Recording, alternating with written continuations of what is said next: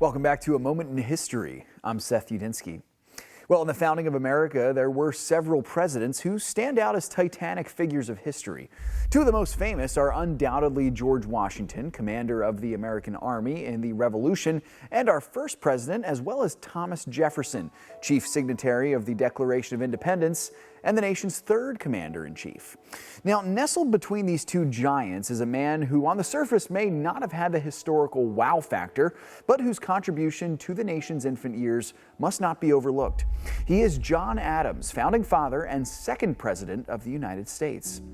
Now, like his contemporaries, Adams was a brilliant thinker and a scholar whose ideals helped lay the foundations of liberty in America. He was born in 1735 in Massachusetts as a descendant of some of the Mayflower voyagers from England in the early 17th century. As a young man, he became a successful practitioner of law, and in his early 30s, he would wed his wife Abigail, with whom he would enjoy a long and fruitful marriage, which consisted of many intricate letters between the two, which would offer a glimpse into the politics of America at the time for those like us. Now, alongside men like Jefferson, Hamilton, and Washington, Adams was caught up in the revolutionary spirit and became a ferocious critic of the rule of the British Crown over the colonies. He was a member of the First and Second Continental Congresses, and he would vote for Washington to be the commander-in-chief of the Army, as well as for Jefferson to draw up the Declaration.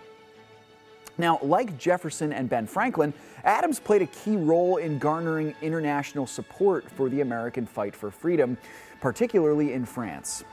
And sure enough, Adams was a key contributor, along with Franklin, in the creation of the Treaty of Paris, which ended the Revolutionary War in American victory. Adams would serve under General Washington at the nation's highest level as Washington's vice president during his administration. Now, upon Washington's retirement after his second term, Adams was elected as the nation's second president. Now, he would be the first president to only serve one term, however, as he lost his re-election bid in 1800 to his political rival Thomas Jefferson.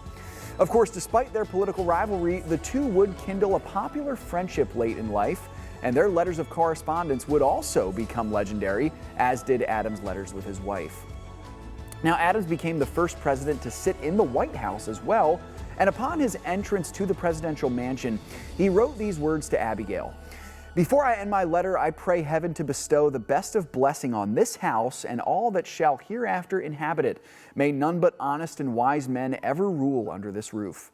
Adam died only several hours after his friend Jefferson on the 50th anniversary of the nation's founding, July 4th, 1826. Thanks so much for joining me once again for A Moment in History.